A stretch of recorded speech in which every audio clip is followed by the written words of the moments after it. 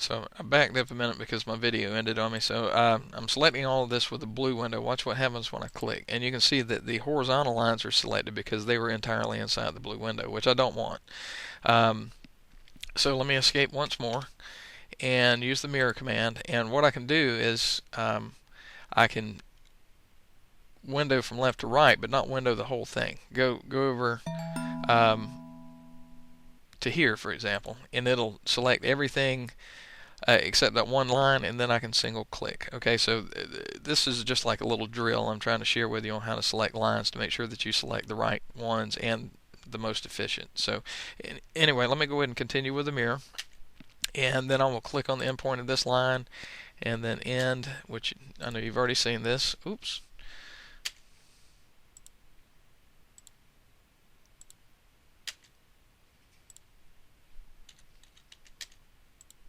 Select no, I don't want to erase source objects, and there you have our object that we're working on. Now, the last thing that we need to do, and I intentionally waited until last for this, I just want to create a line from this point to this point, okay? And I want to introduce a new command to you. You remember down here we created this rounded corner, and we did it with a circle command and then trim. We could have done this with a command called Fillet, and I've talked about this before, but we used a 0 radius. And what we could do in this case is use a Fillet command with a radius of 0.25. So let's do that. Again, you can find the Fillet command on the Modify panel here, or you can just type F and then Enter. And you see some options once you enter the command, and we want to specify a radius. So I can either click radius here, or I can just type R, Enter in the command line, and now AutoCAD wants me to specify the fillet radius. So I will type in 0.25 and then enter. And at this point I just want to click on this line, and make sure you click near the corner that you're trying to fillet, okay? And it's not fillet, by the way, it is fillet. So click here and then here, and you can see that AutoCAD creates the fillet for you. If I want to re-enter the command, I can just press spacebar or enter. And since I already know that the radius is set to 0.25, I can just click this line and then this line, and it does it again for me. Okay, so that's the good example of the fillet command. As a general rule, you probably don't want to use the fillet command if the radius you are trying to produce with the fillet command is longer than or is greater than the shortest leg. For example, if you had a leg that was 0.2 and the other is whatever length, okay, you don't want to use a fillet with a radius of 0.25.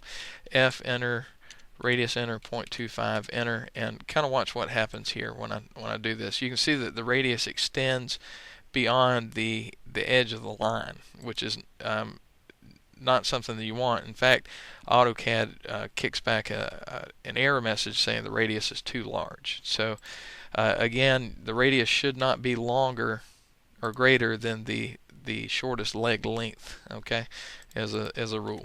All right, so after we do this, we can just turn off our construction layer. Oh, and this is a good reason to do that. I need to actually create a line between here and here.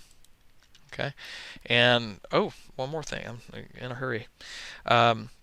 Since we added a center line to this drawing, let me go ahead and add some center marks to the drawing. Okay.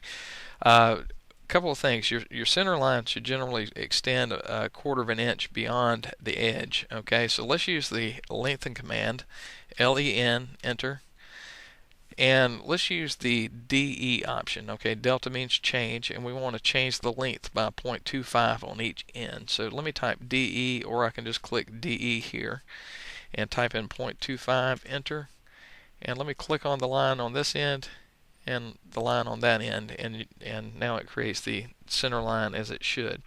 And let me go ahead and introduce the center mark command. If you go to annotate, before I do that, let me switch to the center layer, and then go to annotate. On the dimensions panel, you see the command center mark. Okay. Once you do that, you can click on the edges of these circles. And I clicked on that one. Now I want to repeat the command, so I want to just press my spacebar or enter key, and then I'll click on that one, then click on this one, and then click on that one. Sometimes you will see, as they've shown in the book, they'll have center lines running from endpoint to endpoint here, so you can take care of this as well just by drawing a line from endpoint to endpoint.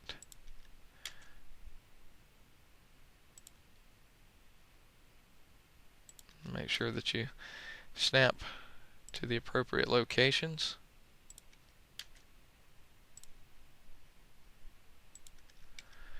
And there you have it.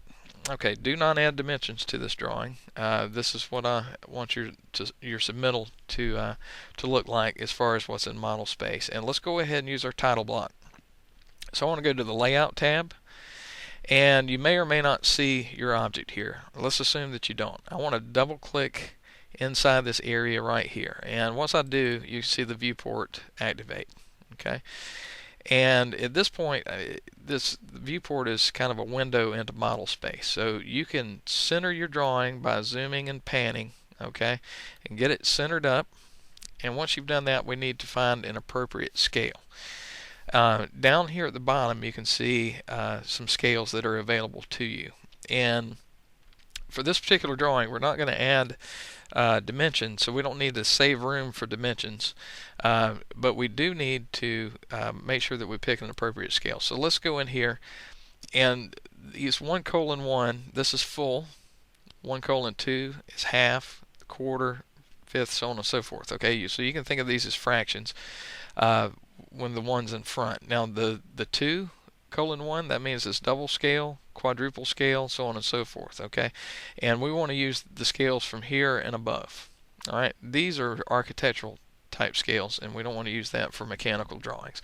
But let's try a 1:2 scale. Okay, and you can see that it changes from 1:2 down here. Since we don't need to leave room for dimensions, that's a little small. Let's try 1:1 and see if it's too large. Okay, 1:1 fits nicely in the viewing window. Nothing extends beyond the edge of the viewport. So since we're not adding dimensions, I think this is the appropriate scale. So at this point, I want to click on Lock to lock the viewport. And what that does, that prevents me from accidentally changing the scale or changing the centering of the drawing. For example, if I double click in the viewport now and try to pan or zoom, nothing happens. It zooms the layout, but it doesn't zoom the drawing. Okay, so double click outside to deactivate the viewport. Okay, you need to go in and change the drawing title, scale, date, and drawn by on this. These 4 boxes for this particular exercise you don't need to do anything with. To change the drawing title, just double click on it, and then just change the name of the drawing title to Latch Clip. For these 3 items, for scale, you can double click on scale, use your right arrow, and then space, and you can type in 1:1 for full, and do something similar for the date and drawn by. For your drawn by, use your 3 initials,